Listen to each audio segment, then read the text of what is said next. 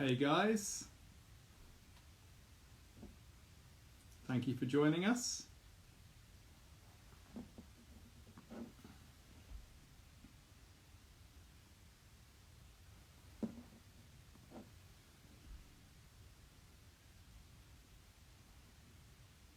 Hello. We've come on a little bit early just to allow people plenty of time to join, so thank you for dropping by a little bit early too.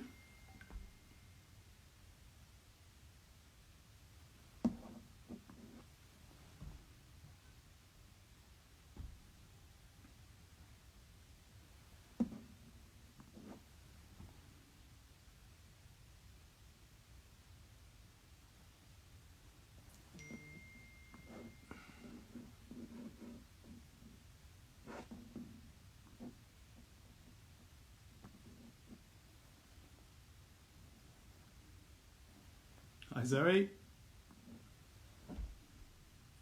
Hi Archie the Sprocker. So yeah, we're just allowing people to assemble.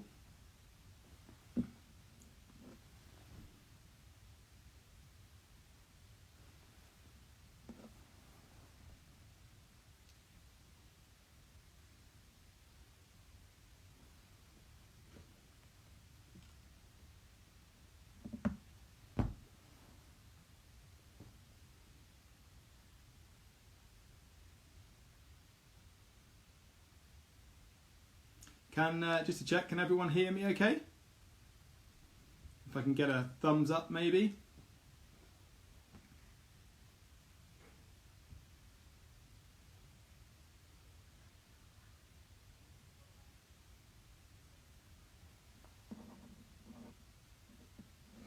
Thank you, Polly the Blind Pug. I'm getting some thumbs up, so that's great. Everyone can hear me.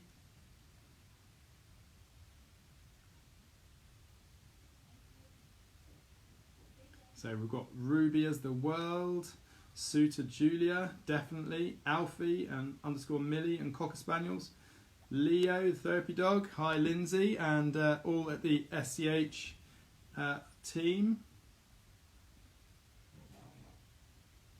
Hi Amy from Noble. So I'm just waiting for our guest to send me his request to join this.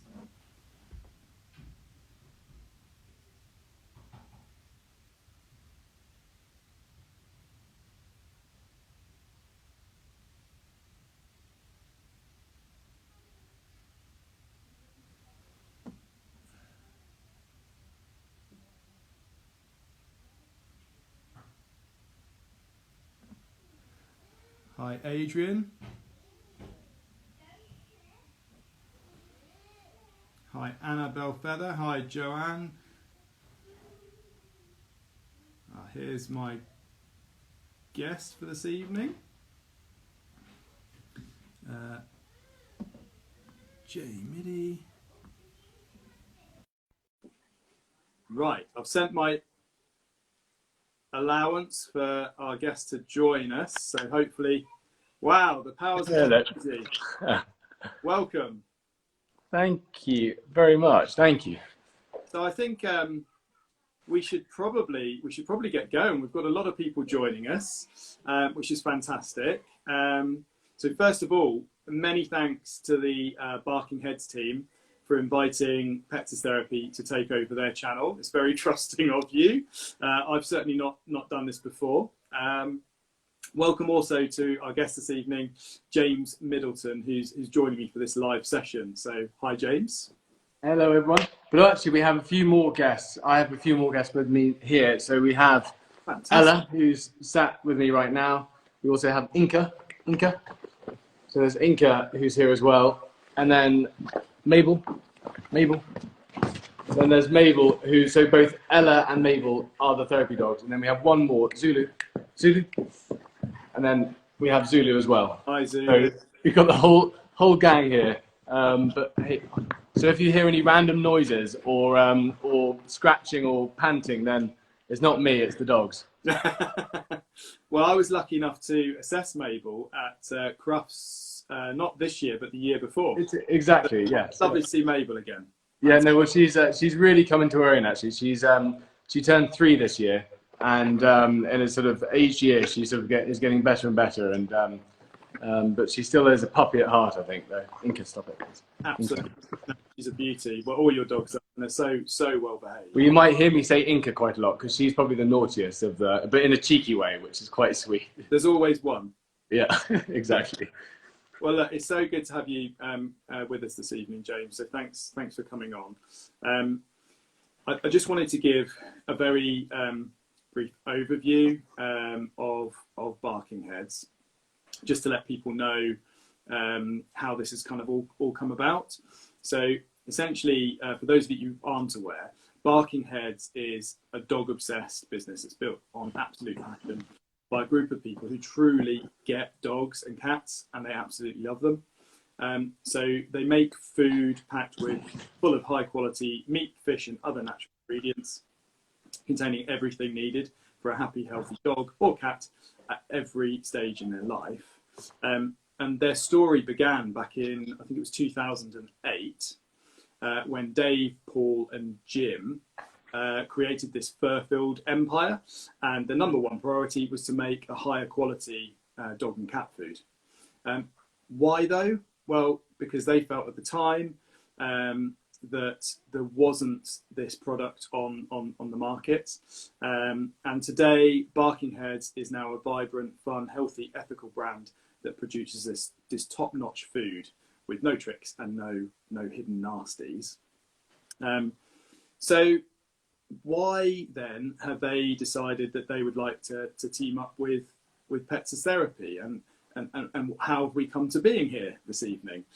And essentially this is because of this joint love of dogs and cats, and how these wonderful pets of ours can support, provide huge support to the people within our communities. And if you weren't already aware, today's actually this week is actually Mental Health Awareness Week. So Barking Heads wanted to recognise the amazing work that our PAT visiting volunteer teams do. And I know, James, you probably have, well, you've got some experience of it, but you've also probably got something you might want to add to what we've just said. No, absolutely. I mean, first and foremost, I think, animals are unsung heroes in our lives, and from my own experiences with suffering from mental health and depression and anxiety, it was over the last sort of 3 or so years that I really discovered how much animals were actually helping me, but I didn't really immediately realize. And that's actually when I discovered Pets as Therapy, because over the time, Ella came to all my therapy sessions and various other events, and she was that person that actually I could talk to, but without being judged or anything. I don't know. She was a very good listener because she couldn't interrupt me. She could maybe put a scratch, or she distracted me from various things, and that's when I sort of thought, actually there's something here, and discovered Pets as Therapy, and straight away. In fact, I think, Mal, I spoke to you and managed to get an assessment, and Ella was then sort of signed up not that long after. And ever since then, I've sort of, I don't just think it, and I don't just think it. I truly believe that animals are medicine, and they really are incredible for sort of our own well-being. Absolutely, and I can see some of the comments that are coming through on the Barking Heads Instagram channel. A lot of people are saying, dogs are truly medicine. So I think there's a lot of agreement with that point. So hello to everyone that is actually joining us. I will try and give you some shout outs throughout, but we've got quite a lot that we'd like to talk about this evening. So yeah, rest assured, I'm not ignoring you. Welcome, and I hope you enjoy this broadcast. Mabel just fell off the sofa. Oh no. He's just getting himself too comfy. So I now wanted to just kind of tell people a little bit about the charity Pets as Therapy, so I work for them.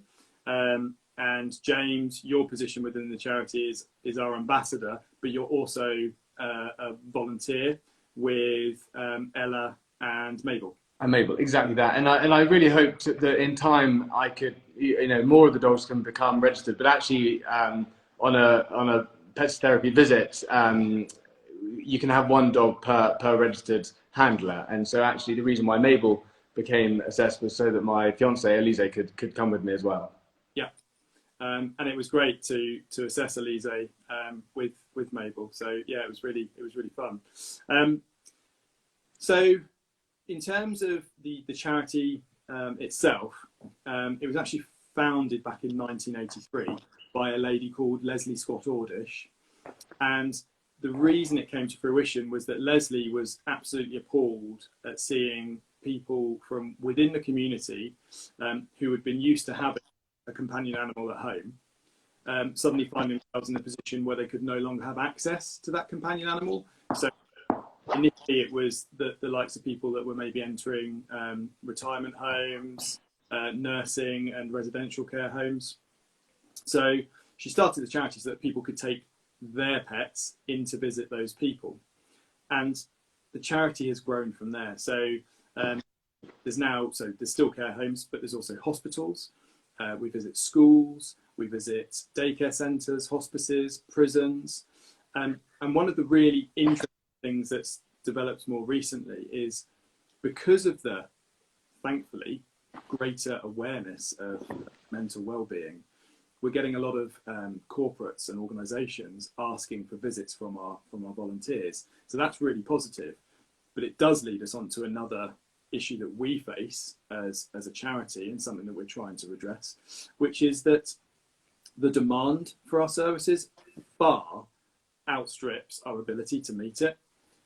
This was something that I was shocked at actually when I joined and we were sort of chatting, and that actually the wonderful thing is that there are so many requests coming in for visits, but everybody who is sort of registered as a volunteer with Pets Therapy is a volunteer. That it's not a paid service, and therefore it relies on people's time and energy. And really something that I wanted to share is how rewarding it is to go on a visit. Now, I was so nervous on my first visit.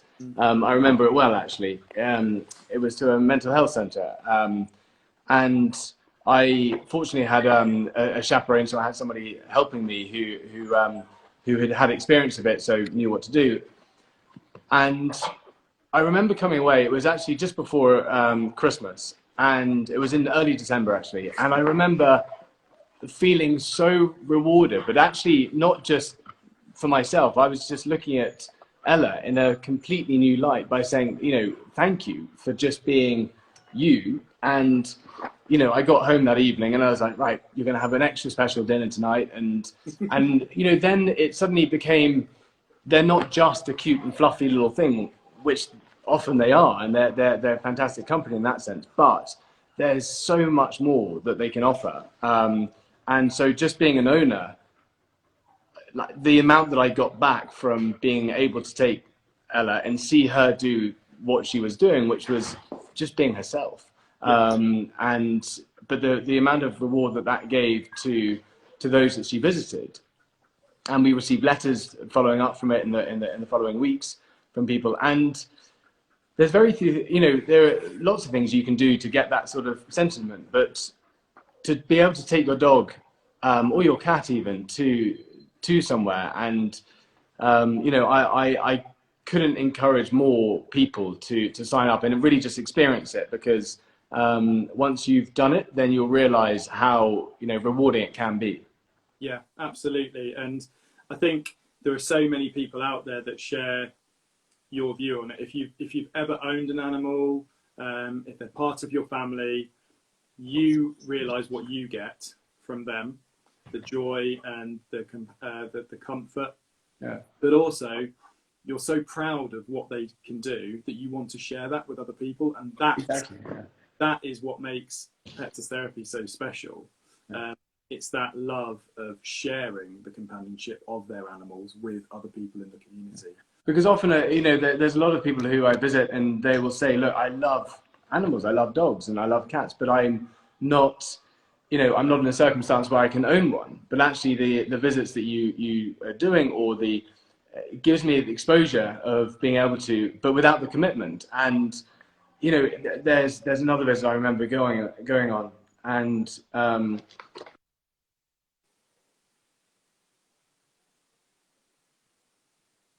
Ooh, it's okay. We lost sorry you. about that. Yeah, no, sorry, I don't know. I'm It's not fine. very good on Instagram Live, so I'm not sure the format. It's okay. We're both in the same position.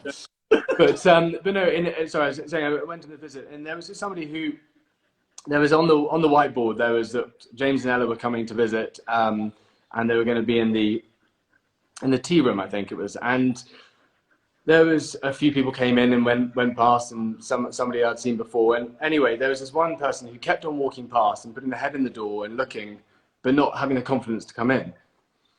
By the end we were there for a couple of hours, and by the end, we were sat on the floor.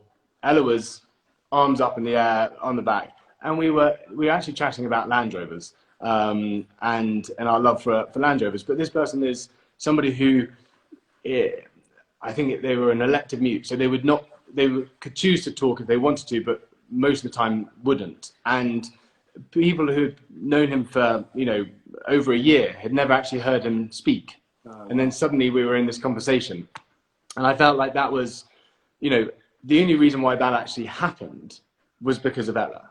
Yeah. So you know, scenarios like that are, if it wasn't for her, we would have never had that conversation. Yeah. And so, and the other thing as well is that, you know, in terms of being a volunteer, there's absolutely zero time commitment. So you don't have to, it's not like you have to go once a week. You know, you could go a couple of times a year, and that would be more than enough, really, to be part of the Pets Therapy volunteer team. It doesn't require a huge amount of commitment. It just requires, well, it requires a dog or a cat, and actually animals in general can be signed up. In fact, Matt, I'm not sure. Is it just dogs and cats? Can there? Yeah, it is just dogs and cats. And actually, we're going to be talking about numbers in a little while. Yeah, I mean, it's just what you just mentioned. It's one of the incredible stories that we get coming through. You know, testimonials of how it's these breakthrough moments that the dog or the cat has been able to enable that a human has never been able to get to. Precisely that. Yeah, breakthrough moments. Just great. I am just aware, obviously, you know, we want to tell people a little bit more about why Barking Heads wanted to do this with us. So one of the reasons is, as a charity, Pets as Therapy, like a lot of charities out there right now in this current situation, are really struggling. So as of just before lockdown, we took a decision as an organisation ourselves to cease all PAT activities. We've also furloughed some of our staff members. And of course, what we would be doing now is volunteer teams, myself would be running events, and we'd be raising funds through donations and what have you. So Barking Heads wanted to use this as a platform to help us. So raise awareness of the charity, but also to raise some cash, which ultimately gets spent on, obviously some of it is the admin in terms of running the charity, because it doesn't run itself. But then some of the money too is obviously to build the service, and we're heading in the right direction. But we just need to keep it going, especially when we come out of lockdown, because the feeling is that there's going to be quite a strong mental health kind of backlash from this, because of the social isolation that people will have been experiencing. I mean, I know myself, being at home with the children, it's been incredibly difficult. So if you're alone, you know, it must be awful. So they also wanted to help kind of highlight the part that is played by dogs, and the people who volunteer, what they do and how they help people. So I thought it might actually be quite nice, instead of me saying, some examples from within our community. We've got a volunteer here, James, and how your dogs have helped you and continue to help you. I know you've mentioned it a little bit earlier. It's obviously it's an ongoing thing. Over to you, James. No, it is, and I think actually, you're absolutely right, Matt. That there is going to be a knock-on effect, and I think actually charities like Pets Therapy are going to be in there's going to be a huge demand for the I suppose the aftermath, but the important thing is that actually Pets Therapy can continue to operate, and that the vital funding streams that you would usually rely on have dried up, and actually you have to be evolving and using your initiative to figure out new ways of doing it. And so actually this is why it's fantastic that the likes of Barking Heads, who I know they love their dogs and cats, are willing to do this for Pets Therapy, and actually I think it's if we can raise some money, it's a little bit can go a long way, and I know how well Pets Therapy handle the ongoing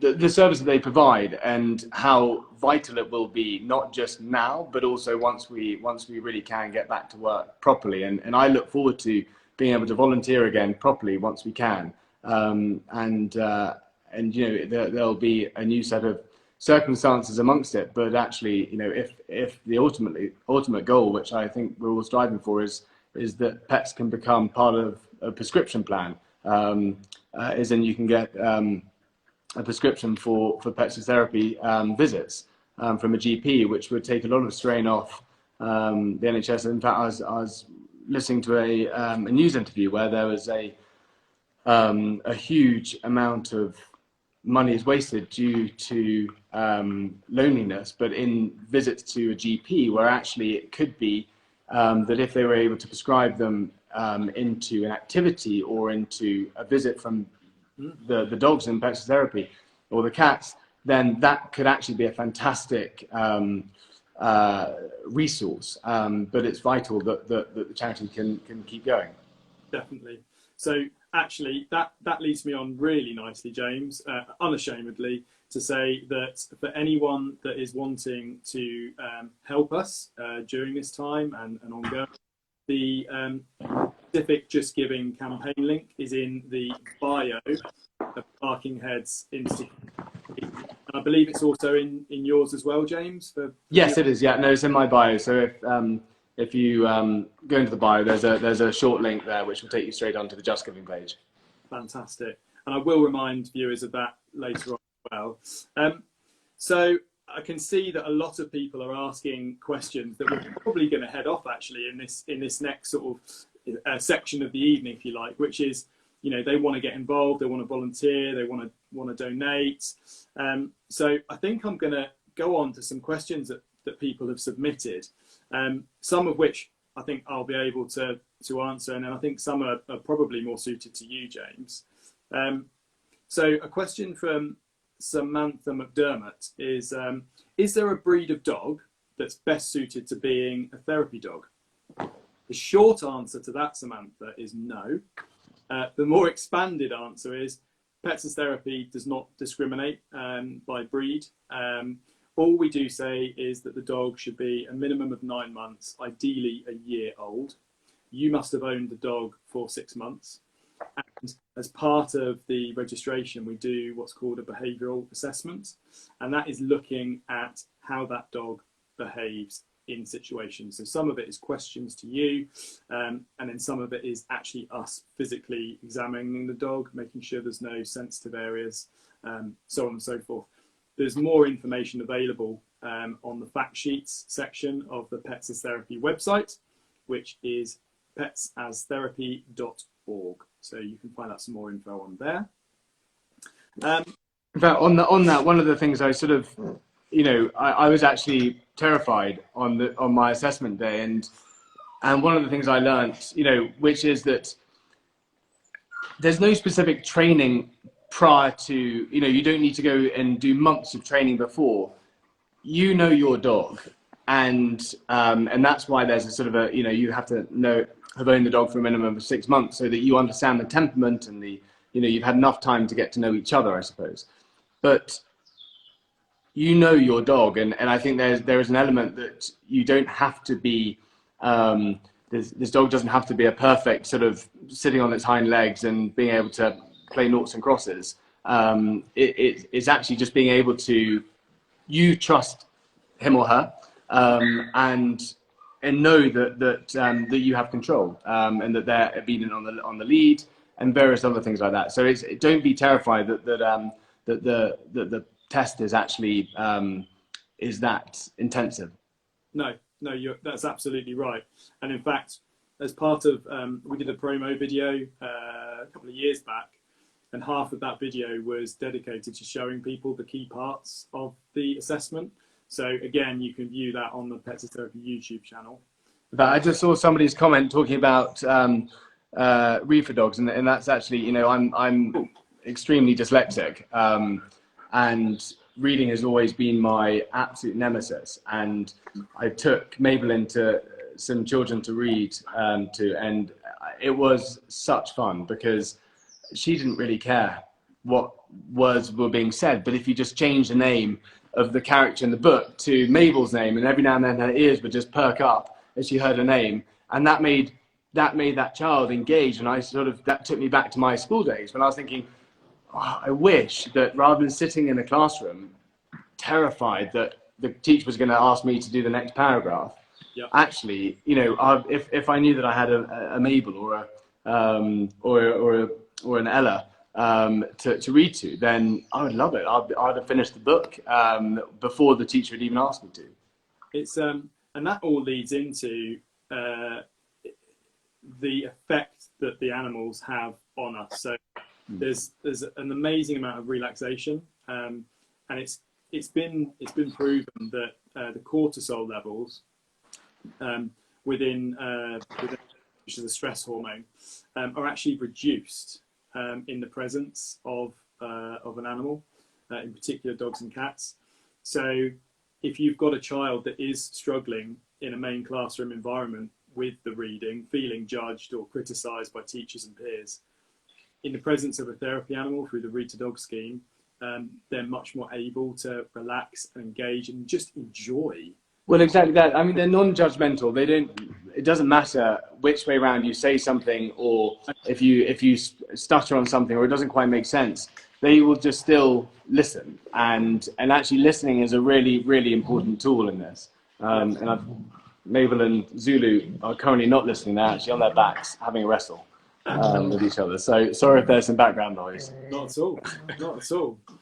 My children are in the garden, so we're not getting here, thank goodness. So the other question we had was from a doctor, and I'm apologising if I mispronounce this. It's Dr. Aishwarya. Do you have any future vacancies for volunteering to help out and learn about this type of therapy? I'd love to get involved. Yeah, absolutely. So going back to what we said earlier, we're crying out for more and more volunteers. So please. I think there are thousands of vacancies in many respects, and I think there will be sort of as well. So that's why I think it'd be fantastic, if you have a dog to explore the Pets Therapy website and just sign up and see how you get along. And there's no ongoing commitment, and there's no it's the amount of reward you get from really just sharing these guys with other people, and people from different walks of life, people from different experiences, but the one common sort of focal point actually is the dogs. You don't really have to say anything, you don't have to do anything, you just have to make sure that these guys are behaving. Yeah. But actually, it's sometimes when they misbehave is when they're the sweetest.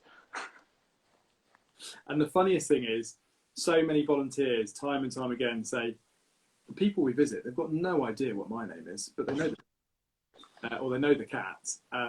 It's just hilarious. So it just shows you importance there. So one question came in, and I haven't got a name for this, so I do apologise. It's how many dogs and cats do we have within the Pat family? It's a bit of a difficult answer, actually. So we know at the moment we've got just under 6,000 volunteer teams, but giving you a number of dogs is a bit more tricky because quite a few volunteer teams have more than one registered dog within their volunteer household. So it's certainly in excess of 6,000 dogs. Cats, we have hardly any.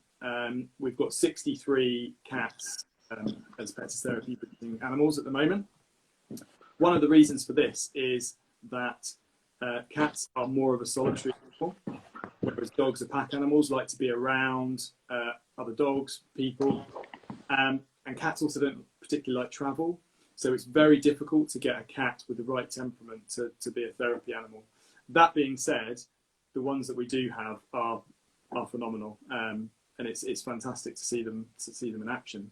One of the things that I think is worth noting as well is that you know it doesn't require. I did mention earlier a huge amount of effort, but you might find that there's somebody who is on your street who might sort of have signed up to be part of to get a visit from Pets as Therapy, and it might just be that it's every couple of weeks you pop round and just say hi and have a that sort of scenario. It doesn't have to be getting onto a train or getting onto going to a school and it taking up half the day. It could be done in a couple of hours after work type scenario. And there will be a lot of circumstances have changed with COVID, and the Pets Therapy team are sort of on top of that, and will be once we know that visits can be back in place, then they will be offering guidelines in that. Yeah, and just to reiterate, so if you are a registered PAT volunteer, the establishment you visit, whatever that may be, a school, a hospital, just make sure that they are also registered with us, and you've filled in the PAT 7 form, which tells head office who's visiting where. That comes down to the insurance part of things. And again, if you're a PAT volunteer, you can't currently do one-to-one visits in somebody else's home because of safeguarding. But you work it around you. There is, as James rightly said earlier, there's no minimal time commitment. So the qualities of a good therapy dog. Well, let's look at Ella and Mabel, who are probably some of the most relaxed and loving dogs that I've ever meeting. There's an incredible relationship between them and James, which if you see them in real life in the park or whatever, it goes two ways. It's a symbiotic relationship, and I think all of the best PAT volunteer teams work off of that. They understand one another's needs.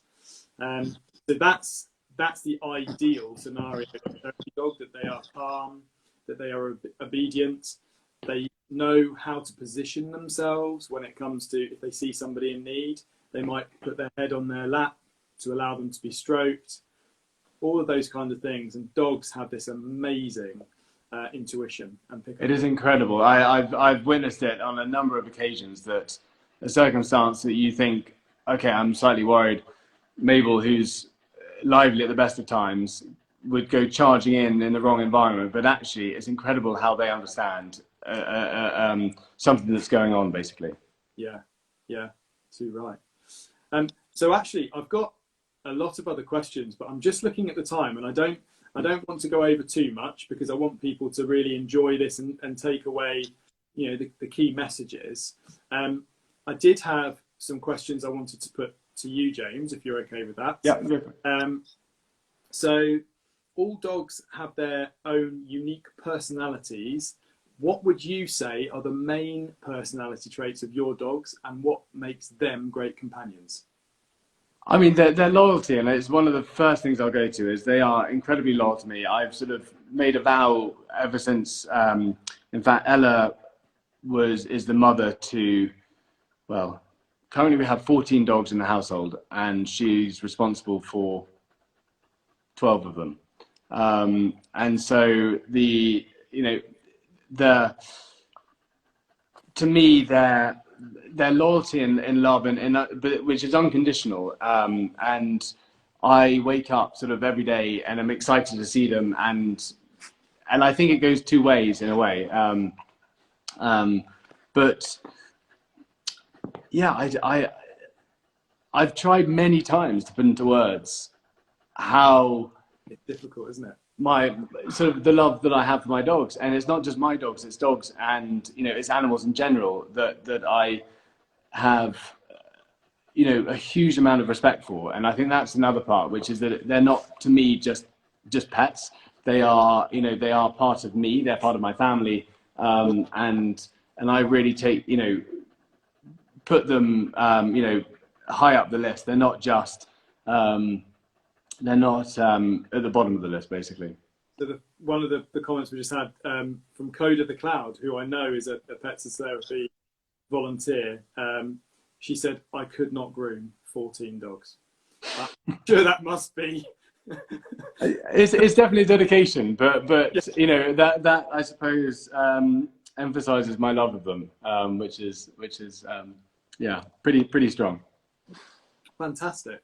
I think you've kind of covered off this question actually about how your dogs comfort you.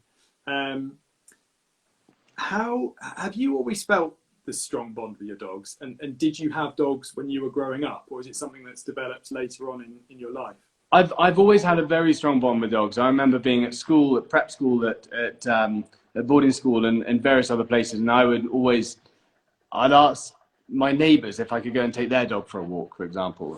In fact, I remember a neighbour had a Rottweiler and a black lab, and I used to take them for a walk. And I think it was when we got our first dog that I remember in the family. I always had a very, very close bond to it. She knew all my secrets, and I think it was early on then that I started to sort of really connect with dogs and understand them, and I felt that they understood me. But it's not just my own dogs, but when I did get my own dog, and Ella was really my first truly my decision dog, if you put it that way. I think that's when my life sort of, I made that commitment in my life that I will have dogs, and hopefully hundreds of them, until the day I die. They will always be surrounding me. Oh, that's wonderful. Yeah, we can see the love that you're getting right now, actually. Yeah, no, I know. And so, what is your theory on this connection we have with dogs, and how do you think they know that we're struggling? Well, I think there's a lot of studies being done in this, and I by no means am a scientist or have a huge amount of knowledge in that. But what I do know is that the research has been done. It's not just wishy-washy research; it's proper scientific research, and that has come up with some fascinating results. Dogs are being used at the moment, are being trialed on sniffing COVID, I believe, and they have been trained to, there's anything from hearing dogs to seeing dogs to sort of alert dogs for low insulin levels. And the amount of, they're not just, excuse me, they're not just one-dimensional. They can cover so many different areas. But then it goes back all the way to the label. Sorry. It goes all the way back to the working days with dogs and seeing. I've had the privilege of seeing some of the farmers up in the Lake District bringing the sheep from the hill, and these dogs, which are extraordinary, and they just have this natural instinct, and part of that is loyalty and understanding a situation. And I think it is extraordinary what dogs can do. Yeah, no, I would totally agree. There's loads of comments coming in. I saw one a little while ago, and I've made note of it. which was a lady is saying just how phenomenal it's been with her pet home, helping the children get through this lockdown period, because obviously all children are sat at home. They're not socialising with their classmates, doing anything. And you know, as a parent, I can say the same. It's been incredibly difficult for children. So we're actually trialling something at the moment as a charity, which is to start up the Read to Dogs visits, but on a virtual format. Yeah. So we're really hoping that takes off, and that we get some lottery funding to help with that, because that would be absolutely fantastic to help them, and also, of course, the parents that are struggling with children and trying to work from home. I've got an acknowledgement here, actually. It's from a Pat volunteer that sent a note in to the Barking Heads team. It's a lady called Jill Reeves. So I'll just read that out. We have a border collie, Max, who is a pat dog. My son Graham has Asperger's and works at Sainsbury's. It's a challenging job at the moment. Max is the first to meet him when he comes home and follows Graham around until he can settle next to him in his room. I am sure Max senses when Graham is anxious or worried. The empathy between them is very special. Graham will often say just having Max there makes him feel better if he's had a difficult day. Max also visits care homes, and there is no doubt from their feedback how much they enjoy seeing him, and hopefully it won't be too long before we can see them all again. I mean, that kind of sums up everything that we're saying, especially during this horrible time. Absolutely. The feedback we get from the people we visit it's just incredible. There was a study done recently at Southampton Children's Hospital, and 100% of the patients and the families that were questioned. I read that report, and I'm really excited by it, because it's a real, you know, in fact that was with Lindsay. Correct. Yeah. Lindsay. Exactly. Who won at Crufts Friends for Life competition, and you know, and I think that the work that she has done and that team has done, and this study has been, you know, a huge stepping stone in really not just making dogs a fanciful in this situation. It's actually making them a real part of the team. Definitely. Yeah. So James, I'm just going to tell our viewers now a little bit about how Barking Heads are raising funds directly. Some of these, I've actually read some of them already, and they're brilliant. I love them. It's really cool. Well, maybe I'll read a couple out, and if you're happy to read a couple as well. I tell you what, my notes have been sat on, and so if I can find it, yes, I will. But I might not be able to. Don't worry if not. I've got them here. So first and foremost, if I can remind people that if you have enjoyed this chat and you would like to help support the charity Pets as Therapy, you can find the link to the campaign page in the bio on the Barking Heads Instagram channel, and also on James Middleton's channel in his bio too. So some of the things that are going on, we've got Sarah, who's the MD of Barking Heads, is running a half marathon. Amy from sales and Rowan are running a half marathon. James, if you want to, I don't know if you can read the next couple. I can't find I'm sorry. No, it is some. I'll have to go off camera to find it. It's gone. I think Zulu may have pushed it off. Not a problem. So there's the Dunford family with Claire from marketing. They're doing a dance-a-thon, spending the whole day dancing. I love that one. I think that's absolutely fantastic. In fact, I quite want to know the playlist they listen to. Absolutely. I think they should be recording a little video as well to share afterwards. There's the Petherham family, Mark from finance. They're walking the distance of a marathon in 1 week. So that's 42.2 kilometres, which is a fantastic feat. Well done, the Petherham family. Katie from finance is running the distance of a marathon in a week as well. Luke from supply chain is going to cycle the first stage of the Tour de France in his street. And this is the one that caught my eye. Louise from sales is attempting to cover the total elevation of Everest by running all of the hills around where she lives. I mean, that's just epic. So that's a real challenge. No, good luck to everybody on that in the Barkingheads team. So I really look forward to hearing how everyone gets on. Yeah, and same here. So I think we just want to say thank you as well, to all of you viewers for tuning in. Thank you in advance for being as generous as you can with your donations, and hopefully, some of you would like to join Pets as Therapy. So please do get in touch if you need any further info. The first point of call would be the website, which is petsastherapy.org. As I say, the Just Giving link campaign is in the bio to the Barkingheads Instagram, and also on James Middleton's Instagram bio as well. Thank you, one and all.